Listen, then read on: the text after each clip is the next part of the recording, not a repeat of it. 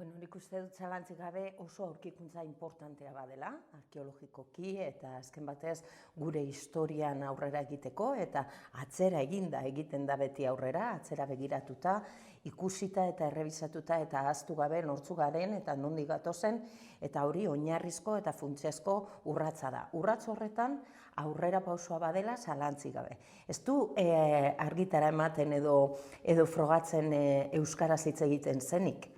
Edo ez hori bakarrik, baizik eta euskaraz idazten zela. Nik uste dut hori garrantzitsuagoa dela oraindik eta alfabetizatuta zeudela gainera hemen gure inguruan Iruñerrian hemen oso gertutik, hemendik oso gertu bizi ziren emakume eta gizonezko horiek. Orduan nik uste dut aurkikuntza honek baduela bere biziko balioa horregatik eta beste gauza askorengatik egun hauetan bada sorte bat askin batez, ez? Entzun eta irakurri ahal izan ditugu aditu askoren iritziak, baita ere garrantzia eta pisuak kendu nahi dioten adituen iritziak eta horiek ere ez ditugu bistatik galdu behar. Izan ere, argudio horiek baliatuko baitituzte nahi baldin badugu eta horretan tematuta gaude eta jarraituko dugu saiatzen, Euskarak egun Nafarroan duen estatusa aldatu, justo orain irulegiko esku horri balioa kendu nahi dioten horiek emandako argudioak baliatuko dituzte eragozpenak eta justo estatus hori aldatzearen kontra agertuko direnak, ez? Horregatik importantea da, bereziki horiek irakurtzea eta horiek ezagutzea. Baina bestetik ere, argi dago horrek bakarrik ez digula lagunduko estatusa aldatzen. Indartsuago gara gaur, atzo ginena baino, argumentalki. Ze identitarioki indartsu gentozen eta indartsu daramagu urte asko. Eta euskaldunak hemen jaioak eta euskara bera hemen hazia dela, hemen diot Nafarroan eta Nafarroaren muina den Iruñerri honetan argi geneukan asko bagara. Eta hori orain esatea gain badaukagun nola frogatu. Ze azken batez hau da hainbestetan esaten dela la carga de la prueba, beti guregan egon da. Ez guk esaten genuena ukatzen zutenengan. Beraiek ez dute frogatu behar izan inoiz ezerrez. Diot, espainolek eta hain justo Nafarroa espainol hori defendatu izan duten eta defendatzen duten horiek guztiek. Horiek inoiz ere ez dute jarri behar izan frogarik mahai gainean. Eta gainontzeko egokitu zaigu abertzale hori eta euskaltzale hori oroar egokitu izan zaigu orain arte frogan pisu hori jarri behar izatea mahai gainean bato. Hortze duzu, mahai gaineratutako esku hori. Parlamentuan buru den presidenteak agertu dio atzekimendua eta bere izena horretan eman du, hartu ditu euskaraldiko eragile eta sustatzaileak parlamentuan ere bai, eta gero zabaldu zitzaigun parlamentuko gainontzeko orori, ez bakarri parlamentarioi baizik eta langile guztiei ere bai, eta parlamentua osatzen dugun pertsona guztiei, atzekimendua agertu ahal izatea argazki horretan parte hartuz ere bai. Eta horretan elkartu ginen, ahal izan genuenok eta nahi izan genuenok. Asko falta izan ziren, baina ez ginen hain gutxi. Bagaude eta bagara, eta ez bakarri parlamentarien artean, baita ere, etxean lanean, etxean parlamentuan, lanean dabiltzanon artean ere bai, gaude euskaldun mordoa eta ez bakarrik euskaldunak, baizik eta euskaltzaleak. Ze hor baziren euskaldunak ez direnak, baina euskaltzaleak badirenak eta horiek bere biziko garrantzia eta pisua dute ere bai honetan aurrera egin ahal izateko. Eta horietako asko elkartu zitzaizkigun inguratu galdetzera ere bai, oraindik badan orkestakien esku hartu alduen edo ez, edo dagokion edo ez, edo ze formatan, eta horretan pedagogia egitea tokatzen zaigu den hori ere bai, eta beldurra galtzen laguntzea eta horiek bultzatzea, ez? Alternantzia hori ez legoke gaizki, Barkosen gobernu batetik gatoz, eta Barkosen gobernu batera joan behar dugula konbentzituta gaude. Ikusita ere gehiago nolakoa izan den politikoki legealdi hau, zertan gabiltzan eta zer arazo izan ditugun, argi dago. Ez dela nahikoa denok diot aurrerakoien artean, indar aurrerakoien artean gauden guztiok bat egitea gobernu baten inguruan baizik, eta gobernu hori edo horretan hobesan da zeintzuk diren gehiengoa horrek ere badauka bere importantzia, bere garrantzia. Horregatik guk defendatzen dugu zeinen garrantzitsua den geroa bai indartsu bat egotea gobernuan izan ere, gero eta indartsuago bagara, gero eta irmokiago edo irmoki defendatu ahal izanen dugu gure ADN-ean edo gure programatan, sikiera, jasota dagoena, ez?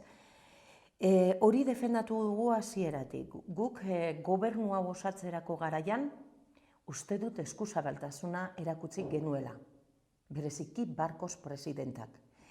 Uste dut aitortu izana, PSOEk, Nafarroako Alderdi Sozialistak, bazaukala, geroa baik baino indar gehiago, 2 jarleku gehiago, 2, besterik ez. Eta horrek ematen ziola legitimidade nahikoa Txibiteri presidenta izateko, guk hori onartu genuen, eta hola onartu genion, eta horrela egin genuen. Baina agerikoa izan da, berak daukan indarra baino gehiago duenaren erakustaldia egin nahi izan duela, eta akaso guk horretan ez diogu behar bezain indartzu geldiarazi. Diotoren nire iritzi pertsonala da. Nik izan ditut liskarra handia gobernu honekin eta gobernu honetako sozialisten artean dauden hainbat personakin. Eta ez zait gustatzen egin duten politika zentzu horretan. Alde bakarrekotasunez gehiegitan jokatu dutela salatu izan dugu eta ez dutela ongi edo behar bezala ulertu zer den koalizio gobernu bat. Eta guretzako oso importantea da hori, ze Nafarroa anitza da, eta Nafarra anitz horren gobernu anitz bat behar dugu osatu. Eta gobernu anitz batek denak bildu behar ditu bere baitan. Eta ez bakarri bildu, baizik eta hori ere bai kanpora begira islatu. Eta gobernu baten buru den presidentak aniztasun horren isla izan behar du. Eta zoritzarrez eta orain egun gutxi ikusi genuenez, ez da horrela. Askotan jokatu izan du eta jarraitzen du jokatzen Alderdi Sozialistan idazkari nagusia bezala eta ez Nafar guztion presidenta bezala. Orduan, naiz eta konforme gauden gobernuan oso orokorrean egiten ari diren gauzekin, diot badaela kutsu aurrerakoi bat eta politika sozialetan indarra jartzen jarraitzen dugula eta aurrekontu sozialak defendatzen jarraitzen dugula eta bar, horrekin uste dugu ez dela nahikoa. Eta Barkosek berak esan zuen aurrekoan, el sí por el sí horrek ez dauka zentzurik. Antzeko zerbait ez da, diot alternantzia horretan ere bai, izan genuen aziron, maia itzuli zen, eta aia posible ote den itzultzea aziron. Horretan guk ez daukagu zalantzarik. Gauden egoeran egonda, geroa bain gure apustua da ahalik eta indar gehienekin, ere babestea Iruñerako gobernu aurrerakoi bat. Ezkertiarra, abertzalea aldelik, eta horretan nik uste dut zalantzarik ez dagoela egin beharko ditugula batu gure indarrak eta batu horren alde, beti egin izan dugu. Egon ginen babesten aurreko legealdian Asironen gobernua, uste dut oso modu zintzoan eta azken txanpan gainera oso modu konprometituan eta arduratik eta hartuta ardura berezia horretan. Eta geroa bairen asmoa hori da. Orain arte izan dugun berbera, gure konpromisoa bere horretan darrai, konpromiso horrek hemen geroa bain eta etxe honetan sinatutako jendartearen ganako konpromiso hori darrai, berdin. Horrek egiten digu, aurrera jarraitzen laguntzen digu egunez egun eta oso markatuta daude zeintzuk diren gure lehentasunak, zeintzuk gure politika egiteko moduak eta zeintzuk gure helburuak. Eta horretan bat egiten dugu toki guztietan. Ez dago alderik. Geroa baik egiten duen politikan gobernuan edo Iruñean Alderdi Sozialistarekin gertatzen da. Ez da gauza bera inondik ere gobernuan egiten duen politika edo eta Iruñeko udalean egiten duena edo Eguesen edo Burlatan edo Barainainen eta salatu izan dugu, orain gutxi ere bai, nik salatzen nuen hori horremizikloan tribunan. Eske, sinesgarritasuna galtzen du, eta indarra ere bai, Txibiteren deklarazio horrek, baldin eta bakarrik balio badu bere gobernurako eta bere jarlekurako. Ze, handik oso gertu, ikusi izan duguna da, agur asiron agur, alderdi sozialistak ze papera jokatu duen Iruña herriko hainbat udal importanteetan eskuinari atea irekitze aldera. Desde logo, guretzako inoiz ez da izan hori bidea, eta ez da izanen, eta ez dugu onartuko ez gurekiko, ez da ere beste inorekiko. Eta guk pairatu izan dugu horrelako jasarpena udal askoetan eta hainbat kasuetan. Ez bakarrik batzuengandik, beste batzuengandik ere bai, eta badakigu zer den hori jasatea. Eta iruditzen zaigu demokrazian kontra egiten duela talka, baino aurrez aurre. Eta ez ditugu ontzat emango horrelako jarrerak inoiz, eta inoren kontra. Hori esan da, lehen aipatzen nuen, ez dudala ulertzen nolatan hainbat indarrek defendatzen dituzten jarrera batzuk toki batzuetan eta beste batzuk beste batzuetan. Eta esaterako erdizen honekin, ari naizela ikusten batzuen jarrera besteena, diskurso batzuk beste batzuenak, faltan bota dut esaterako Esteribarren, ze ez da bakarrik erdiz baztango proiektu bat. Are gehiago, Esteribarri dagokio bazka zonalde horretatik gehiena. Eta egun, Esteribarren, alkatetzan dago EH Bildu. Ba, egon naiz bilatzen eta entzuten, eta ez dut ikusi, entzun, irakurri, hango EH Bilduren jarrerarik, kontrakorik, alegia, inon, orduan ez dut ulertzen ahal, baztanen kriston zutea piztu, bere iritzia bestelakoa bada, ematen duen edozeinaren kontra jo, ta fuego, egin, eta haizu, Esteribarren, nik ez dut iritzirik entzun Esteribarre udalan EH Bildurena. Orduan, zein da kontua? Igual kontra dago, bino ez da gertu. Orduan, nahi genuke jakin eta ikusi ere bai, horko horiek zer dioten. Ze bertan magna, bada eskualderako oso garrantzitsua. Eta ehundaka enplegu eman ditu eta ekarri ditu bertara urtetan. Eta dirudienez, nahiko aldekoak dira han eskualdean gehiengoak. Nik EH Bilduren baitan ez dakit. Bino eskualdean bai. Orduan, zer gertatzen da? Han bai eta beste aldean ez. Proiektua denontzako iguala da. Proiektu berbera da. Eta bakarrik batzuek daukate horren gaineko iritzia emateko eskumena. Eta besteek ez dakit ez dute iritzirik. Eta alderdi bezala edo koalizio bezala zein da jarrera. Aizu, gauzak kargi. Enpresa badago proiektu batekin ibili dira bertatik bertara azaltzen nondik norakoak, eta egin dituzte eskaera batzuk, protokolo, lege, araudi eta bestelako guztiak ezarrita eman da baimen bat, zergatik egin behar zaio horri uko. Baztango batzuek ala nahi dutelako, bakarrik beraien interesan kontra dijoalako, beraiek direlako interes hori defendatzeko legitimatuak dauden bakarrak, ez da ulertzen ahal. Guk argi daukagu, gero eta autogobernu handiago batekin, burujabetza handiago batekin eta burujabetzaren eskutik, helduko garela gure errealidadea beste modu egokiago, eraginkorrago, emankorrago batean kudeatzera. Orduan, iruditzen zaigu horretan aurrera egin behar dugula. Baina horretan, euskararekin gertatzen den bezala, berriz ere ikusi eta frogatu ahal izan dugu orain gutxi, Nafarroako parlamentuan ez dakagula nahiko indarrik eta ez ditugula behar diren boto guztiak. Eta zer gertatu da?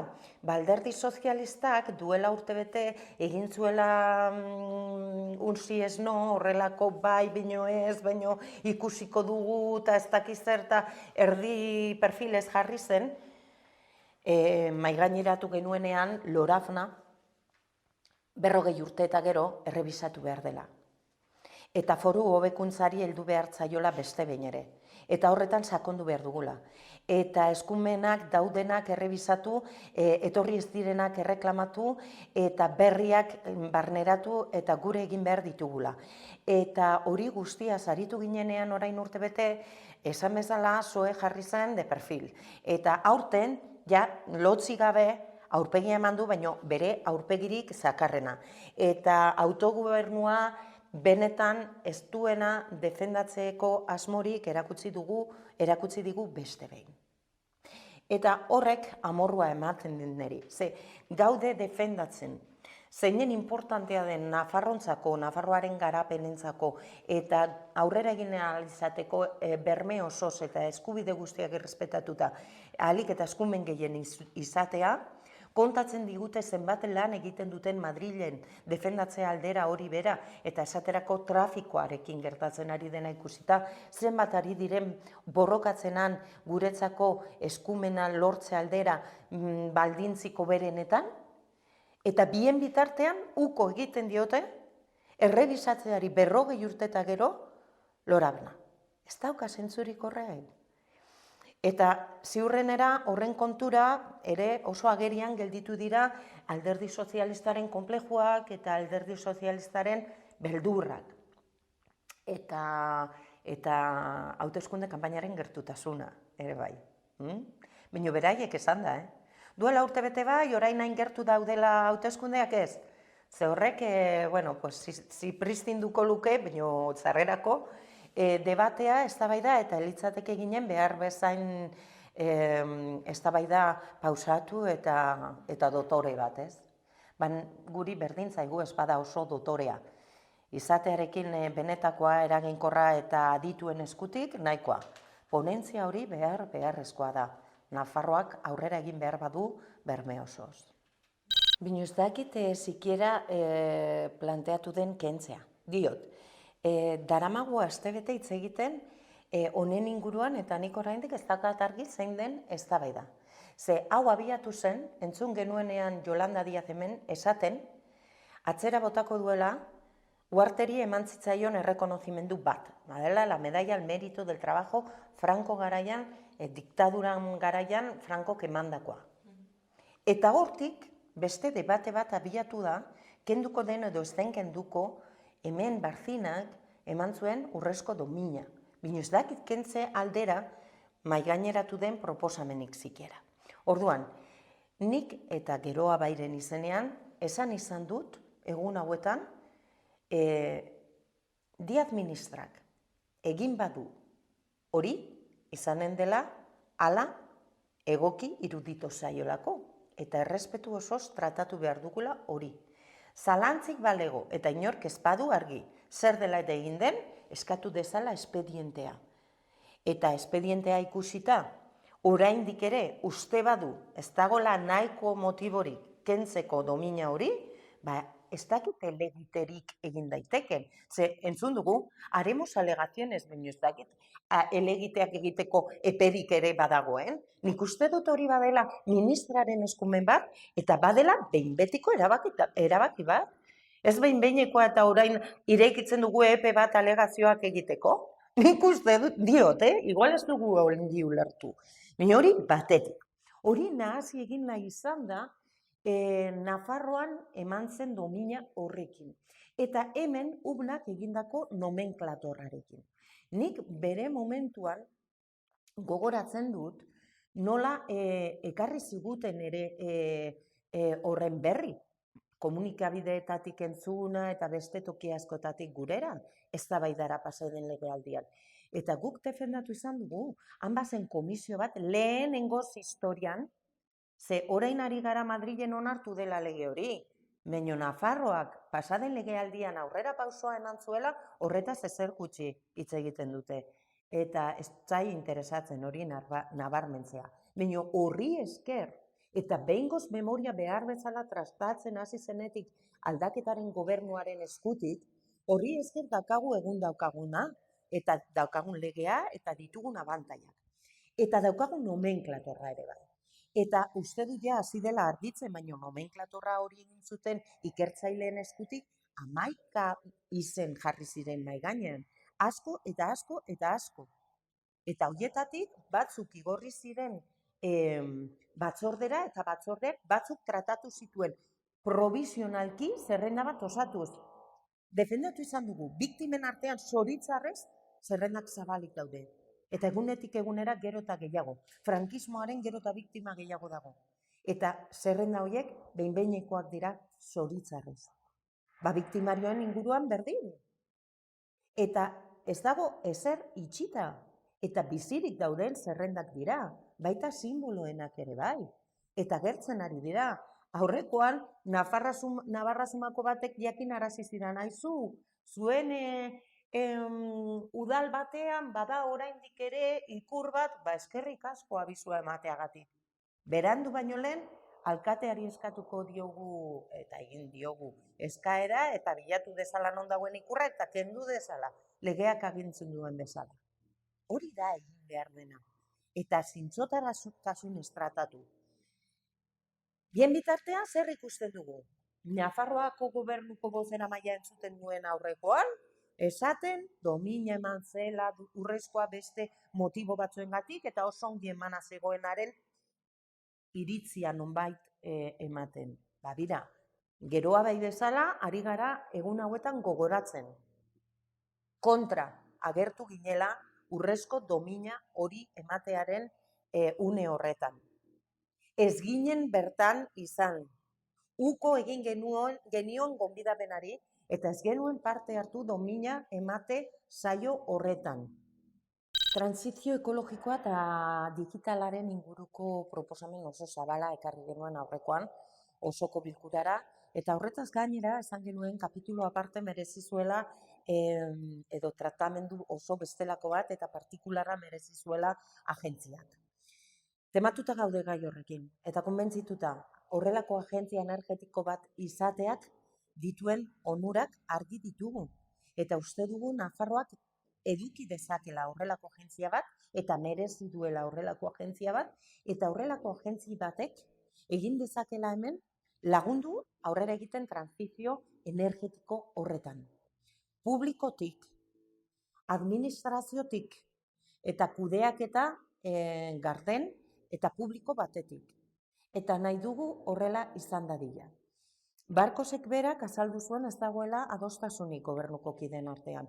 Eta hor dabila alderdi sozialistak ez duela onartu nahi proposatzen ari zaion eredua. Baina harritzekoa da, esaterako Errioxan, ez dela Euskal Autonomia Erkidegoan, Errioxan horrelako agentzia batekin daude, baina jota fuego eta gobernutik bertatik sustatzen, bultzatzen eta defendatzen. Eta sozialistak dira ere bai.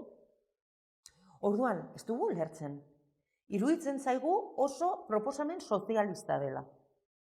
Eta aldiz, alderdi sozialistaren jarrera ez dela behar bezain sozialista. Orduan, hori salatu dugu, hori egin diogu, leporatu, nola baita ere, ahalik eta zentzu positiboenean, zen nahi dugu gurera ekarri alderdi sozialista zentzu horretan. Zentzaigu ereduaz ari bagada, egun dagoena aldatu behar bada, eta horretan transitatu behar badugu, eta egin behar badugu transizio ekologiko, energetiko, digital, jasangarri bat, ezinbestekoa dela ekonomia zirkularra hitz egitea. Nik uste dut Nafarroak ere baduela horretan tradizio handia, ez da orain asmatzen ari garen zerbait, badira bereziki gobernutikat, instituzioetatikat eragile ugari horretan lanean dabiltzanak gure lurralde honetan, eta hain zuzen ere, hoiei eskua luzatu egin zaie, eta hoiengandik jaso egin den horrekin, orain bai gobernutik eta politika publikoetatik hartu da konpromiso irmo hori. Sustatzearena ekonomia zirkularra iruditzen zaigulako, badela hori bidea eta ez beste bat, ibili ahal izateko transizio horretan ibili behar den bidea. Jasangarria, medioambientalki, sozialki, ekonomikoki, horrek jasotzen dituelako eta bere horretan biltzen dituelako ezaugarri horiek guztiak. Atzetik dator eta izan ditugu, horrelako kapitulo gehiago eta uste dut beste modu batera tratatuak izan direla, diot. Suhiltzaileek badute arrazoi handia eskatzen duten horretan, eta seguru aski eskari hori ongi aztertuta egonen dira gauza batzuk egiten aldirenak berandu baino lehen, beste batzuk egiten aldirenak epe ertainera edo epe luzera begira, eta beste batzuk seguruenera egingo ezin direnak ezpeintzat momentuz. Baina horretarako, aztertzeko eta erabakitzeko zeintzuk diren egingarriago eta noiz eta kronograma bat ezartze aldera, egin behar den lehenengo gauza da jarri eta negoziatu. Eta hartu hoiek eta entzun. Eta behin entzun eta gero, ahal bada beraiekin batera, eztabaidatuta, akordio bat lortu. Frogatu egin dugula, azken urteotan bereziki, zeinen importantea den ahalik eta buru jabetasun handiena edukitzea. Subiranotasuna elikatzeko, energia edukitzeko, sortzeko eta kudeatzeko, eta subiranotasuna ere bai gainontzeko politika guztientzako. Uste dugu gertutik egin behar dugula lan, bertatik bertara, eta hemen lokalatik globalera, eta ez alderantziz. Eta uste dugu, eta hori horrela defendatu izan dugu, sortu ginen momentutik bertatik eta aurretik ere bai, bertan lanean dihar dugunok baditugulako bestelako esperientzia politika batzuk aurretik ere, beti defendatu izan dugu hori. Zeinen importantea den autogobernu sendo bat edukitzea, guk erabaki ahal izateko gure etorkizuna. Hemendik eta gure artean. Eta Madrildik ahalik eta independientenen izateko. Eta estatuko gobernuangandik ahalik eta independentzia gehien eduki ahal izateko. Askotan, eta hori datu bat da, ez da iritzi bat, frogatu daiteken datua da, Nafarroak erakutsi duelako askoz ere aurrerakoiago, eta askoz ere vanguardistago, eta askoz ere zintzoago badela bere herritarrekiko eta bere politikekiko. Madril baino, estatua baino. Eta aurretik dijoala. Eta Nafarroak egin dituen hainbat lege legek hori kontatu digute. Eman ditugula aurrera pauso handiagoak estatuak baino. Eta gero dator estatua gu geldiaraztera zesta polita. Beraiek atzerago gelditzea. Azken batez hori da. Erresiduen legearekin eta beste hainbat legerekin hori gelditu da agerian. Eta beraiek esan arte ezin dugula behar bezain beste aurreratu gure etorkizunera begira, ez? Horrek ez dauka zentzurik. Baldin badaukagu eskumena, egin behar dugu erabili. Ez baldin badaukagu, egin behar dugu aldarrikatu. Eta behin lortu eta gero, egin behar dugu erabili. Eta bietan ere bai egin behar da erabili, Nafar jendartearen onura bilatze aldera.